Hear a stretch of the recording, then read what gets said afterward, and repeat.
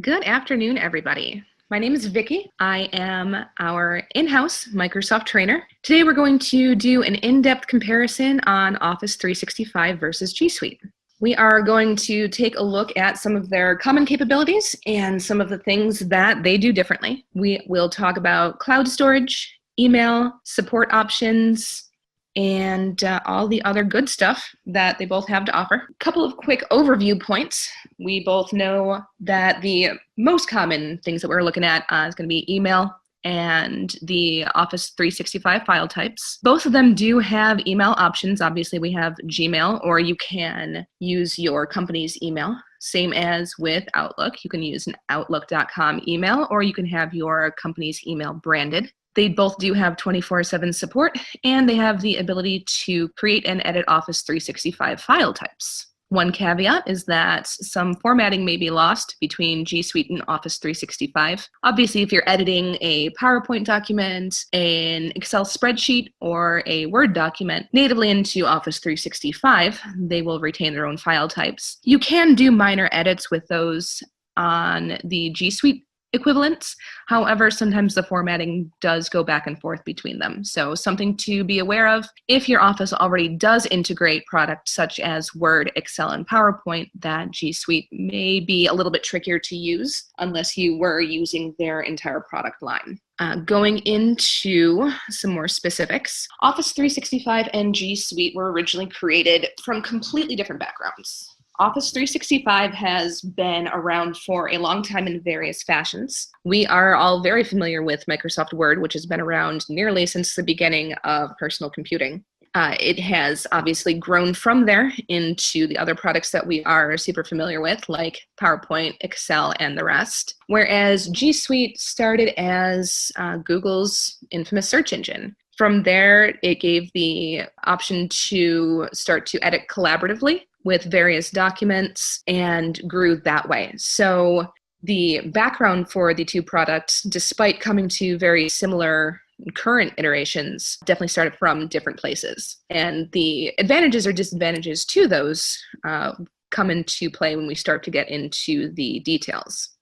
Both Office 365 and G Suite are available via web. However, Office 365 does also have all of its desktop options. The original programs that we're used to having right on the computer.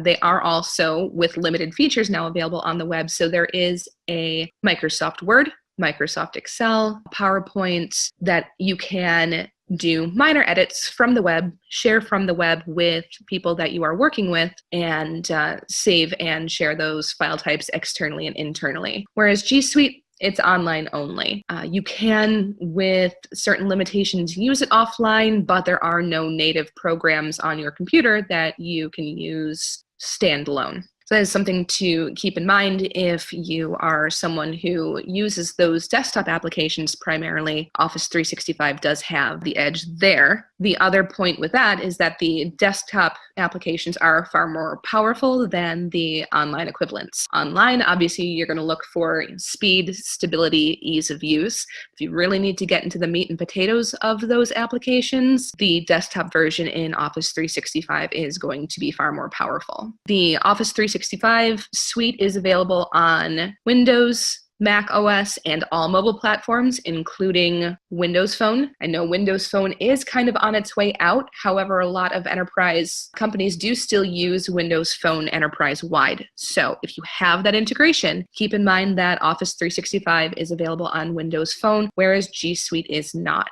You can use it via web, but it is not natively built in. So something else to consider there. Going on, we're going to cover the big three: word processing, spreadsheets, and presentations. I keep saying Word, PowerPoint, and Excel because those are the ones that we all use the most. In any business, those are the file types that people are going to need the most access to. So when it comes to word processing, we have the Microsoft product, which is Word, everybody knows and is familiar with, and we have the Google product, which is Docs. Word is very full-featured. It is designed to be the premier word processing software on the market. As you know, as I mentioned before, it has been around absolutely forever and has gone through many, many revisions with many features added and bugs smoothed out. And recent versions have added in a lot of the collaborative features that would have previously given G Suite an advantage, but Microsoft Suite does them as well, and in some ways does them even better because there isn't the loss of data integrity when everything is native to the Microsoft product. So Google Docs does have a lovely word processing option. It is very minimalist and it is designed to be very collaborative. So you can share the documents with anybody else in your team, make quick edits, and be able to have a fairly seamless experience that way. However, with, as I said, the Microsoft option having these collaborative features built in, then you no longer have to weigh the pros and cons of possibly losing some integrity on your data as you move through the bridge between the Microsoft documents and the Google interface. Same sort of situation with Excel versus Sheets. Excel is a much more robust, much more complete option. As you know, with Excel, if you have ever dug into things like macros or running programs that are more complex directly out of Excel, those sorts of computations are not available in Google Sheets. Google Sheets is simply a bare bones spreadsheet interface. If you want to do basic mathematic equations, if you are just keeping track of names, numbers, basic information like that, Sheets can be perfectly serviceable. But if you're looking to be able to make that data more investigative, more losing the word that I'm looking for, unfortunately, but for things like pivot tables, like there's no pivot table equivalent in Sheets. So if you're someone that has a lot of Excel notebooks and individual databases that work together, know that that functionality does not transfer over to Google Sheets. So Sheets is definitely for simple data collaboration, whereas Excel is where you're going to get all those other nice integrated features and options. Going on to the third one is going to be PowerPoint versus Slides. One thing that Slides does do pretty well is it does have native YouTube integration. Since YouTube is in the Google suite of products, it does nicely slide into Slides, and the integration features are relatively seamless. That said, you do have to have a network connection to be able to use those slides and presentations with any YouTube files that you use. PowerPoint does have the option, obviously, to use YouTube files, also has the opportunity to host local media files, or you can use anything from any of the other major media outlets. So you can add Facebook video, you can add Twitter video, you can add the one that is slipping my mind. I'm having a real hard time with proper nouns today, but they're all able to be integrated into PowerPoint, and you can take them offline. So once you add the media file to PowerPoint, you can take it with you even if you don't have an internet connection wherever you're giving the presentation. Slides does have very clean, very easy to use formatting, but it does not have the number of templates that are available that PowerPoint does. PowerPoint, of course, you can get very, very deep into formatting before you even start to consider the content of your presentation. A lot of the designers that are out there working on these PowerPoint presentations have created quite the library of available templates to where you can create a gorgeous presentation just simply dropping in your data. If you are not the type that wants to do all of that creative stuff on your own, you can also use the gigantic Microsoft library of templates. So the PowerPoint option is definitely more, like I said, robust and able to be customized and able to be used offline, as opposed to Slides, which is, again, very more limited, easy to use, nice and simple, but if you need something a little bit more in depth, then PowerPoint is going to have the edge there as well. Going on to email. Email is the one that got the most questions about in the registration before the webinar. They do have a lot of similarities and a lot of commonalities. Office 365 has upped their security game significantly. One of the most widely publicized issues with it in the past was that it lacked two-step authentication. Earlier this year, two-step authentication was launched for Microsoft for its entire Office 365 suite. So that's no longer a concern, especially in this day and age when email security is such a significant concern. It does also offer spam filtering, both the Google product and the Microsoft product. Actually, at the end of October, I believe it was actually on Halloween, if not on Halloween, then right around that time, Microsoft did launch an expanded malware detection tool. So it now scans links in real time. With the most recent version of the software, you can hover over a link, and as soon as you start to click it, it will be scanned to see if it is a genuine link that is safe and verified, or if it is flagged as potential malware or spam or anything else that might be dangerous to your computer. So even if you don't have an antivirus solution, which do hope that everybody does have an antivirus solution, but in the event that one is not present or does not catch something, the real-time link scanning is now available in both products. So brand new for Microsoft. They are always looking to up their game security-wise, and they are now completely on par with G Suite in that respect. Both email products do offer extensive calendar integration. They work natively with their own product. They can cross over to the other, although obviously the integration is going to be more seamless when you use either Google Calendar with the Google product, or if you use the Outlook calendar that is built right into Outlook. You can cross them. It's easier to stick with one or the other. And of course, the calendars for Microsoft Outlook also have a lot of options as far as resource management and tying in different types of web or remote meeting options. I'll get into Skype for Business in a moment, but Skype for Business is by default integrated. However, you can also integrate if you use GoToMeeting or if you use Zoom or one of the others. You do have that option to add a plugin so you can manage resources that way, schedule meetings right in the Outlook calendar. They do both have a wide variety of customizable themes. If you're the kind of person who likes to make sure that your inbox looks exactly how you like it, they both have the option to change color, change format, change fonts. However,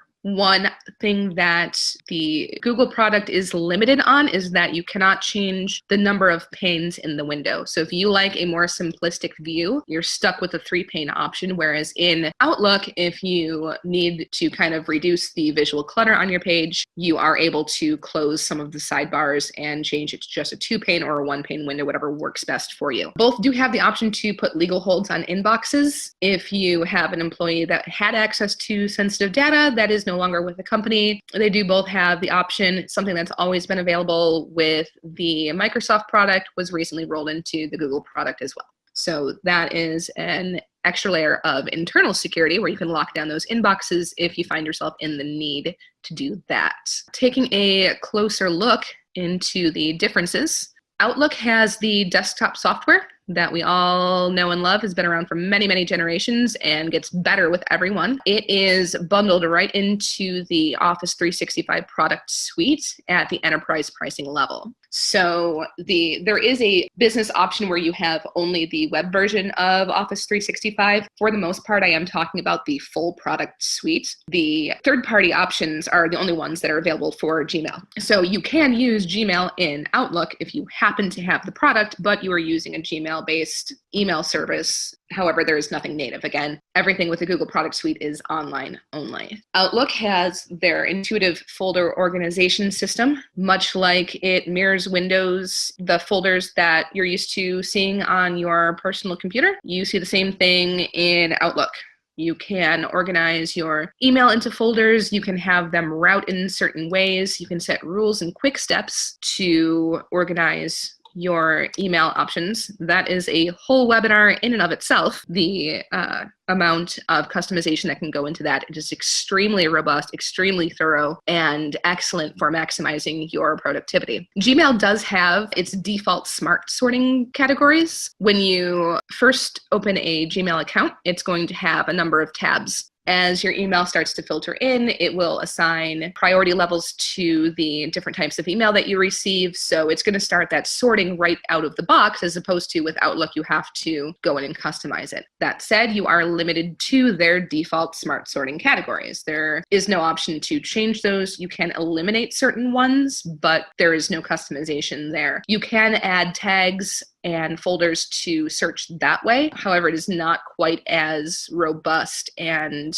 thorough as Outlook is, and there is no equivalent for rules and quick steps. Rules and quick steps are really, really nice because anything that you do repeatedly, you can set to automate. With a click of a button, you can send a certain type of reply. You can forward an email. You can set a rule to just automatically forward certain emails, route them to different folders. Unfortunately, those sorts of features are not available in the Google product. The Google product, you can only do offline browsing, so you can only access your email offline through Chrome and Safari. Those are the only two browsers that allow it. You can set that up in the individual settings for those browsers when you install the Gmail extension. It is a little bit clunky, and you have to make sure that you have everything downloaded beforehand, and they only go back a month. So you are limited to only a month in the past if you are doing offline work in your Gmail account. However, with Outlook, it is available offline anywhere with the entirety of your email accessible to you, as long as you have things saved locally. Everything that's saved locally is going to be there for you, regardless if you're online or offline. So there's no time limit for how far back you can go with Outlook. Communication. Everybody likes to be able to instant message people on their team these days. It is a great alternative to email, especially when you just need to drop somebody a quick note. They both have these options integrated. I'll go into the differences in the individual software shortly. They also both have the ability to do voice and video calls. You can screen share with both, and you can archive your chat logs. So if you need to access anything that was referenced in a previous meeting, you have the option to do that from both products. So the products that we're looking at are Skype for Business and Google Hangouts. Skype for Business is pretty new, and from using it myself, it is fantastic. It's gorgeous. The user interface is very clean, very simple, and very easy to navigate. It is capable of being fully integrated into an enterprise class telephone replacement. So if you wanted to set up Skype for Business to be your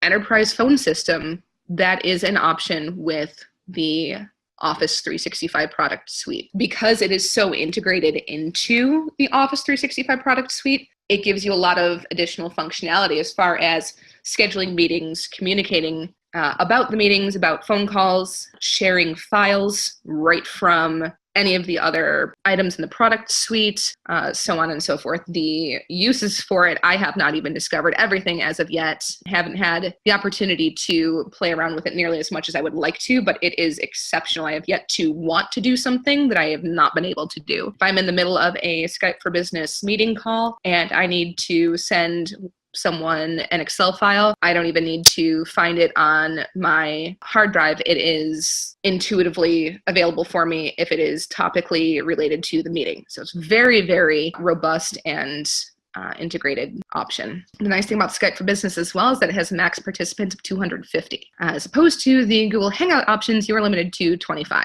So if you have a bigger business, or if you wanted to do a webinar like this, you are definitely going to need something that has a higher number of people allowed in the room. Google Hangouts is nice because you can sync conversations across devices, especially since so many people use Android phones, that it is nice to be able to just have it already on the phone without having to install any additional software. It's built into those G Suite apps, but like I said, you are kind of limited in what you can and can't do as far as how many people are getting in there, and you don't have as much of those communication integrations. It's very much a standalone product in that it does not intuitively guess what other files you may want to reference in your individual meeting.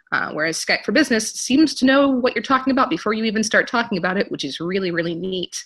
Going forward into file storage and syncing, both of them do have cloud and local machine options. You can sync between them. You can use just the cloud. You can use just local options. If you want to edit collaboratively obviously you would want to lean more towards the cloud. If you are someone who does not need to share your documents as much, you can save everything to your local computer.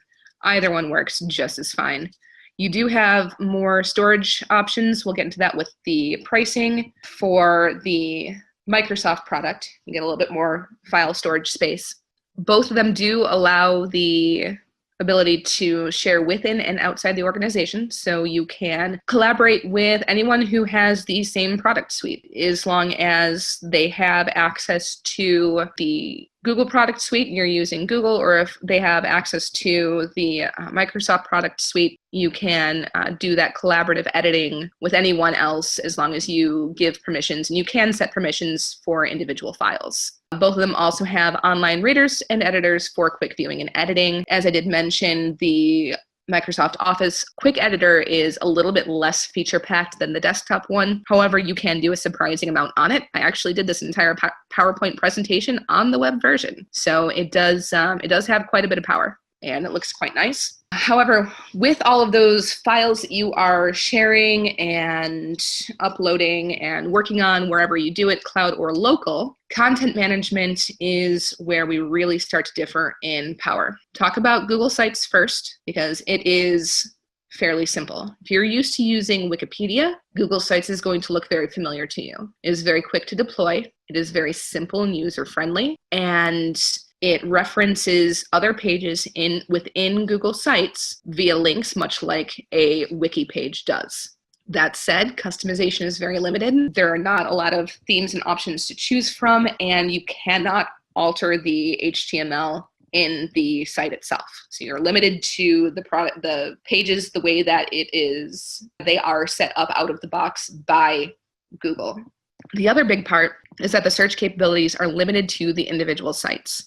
So if you have data uploaded to a site, you can access it within the sites. However, if you want to reference a spreadsheet that has not been linked to the site, you're not going to see it there. This is where SharePoint picks up the ball and runs away with it, because SharePoint has the ability to access anything that is within your enterprise server. If you have an Excel spreadsheet that is uploaded to your Office 365 server, or your Office 365 cloud management, it's already available to SharePoint. All you have to do is navigate to it and find it, and you can place it in the relevant category on SharePoint where you need it to be. It saves you a lot of time. You don't have to do a lot of additional uploading. It's just already there. Also gives you the option to check in and check out to prevent simultaneous changes. So if you and a partner are working on something, especially let's say it's something that is like an Excel spreadsheet that has some macros built in, where if you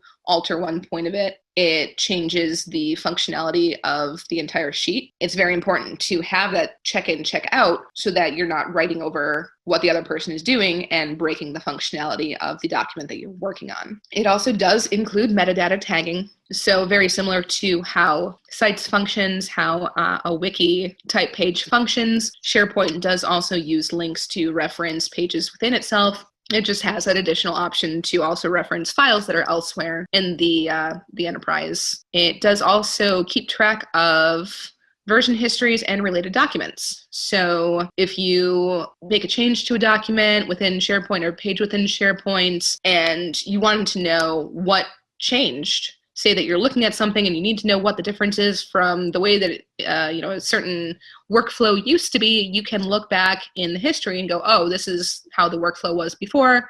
This is the change that's made now. Whereas within sites, it does not keep track of that. If you make a change, the change is there. SharePoint does also have automated workflow processes. This is something else that could be its own webinar all in and of itself. SharePoint itself probably deserves its own webinar. It's very robust, very thorough, and has more options than you can shake a stick at. It has the ability to, if you access certain pages in SharePoint, trigger responses based on what was accessed, based on what changes were made, based on what files were uploaded, based on what files were removed or what projects were closed. So SharePoint is an extraordinary content management product in the way that it keeps track of everything else within the enterprise and interacts with it. So Sites is good for easy local file management, but it does not come close to having the integration that SharePoint does. I'm sure you're starting to see a theme here, in that if you are looking for something to be thoroughly integrated to natively talk to itself and the related products, the Microsoft product is extraordinary in its ability to do so. Other matchups, there are note-taking options for both the Google product and the Microsoft product. For Google, the option is called Keep.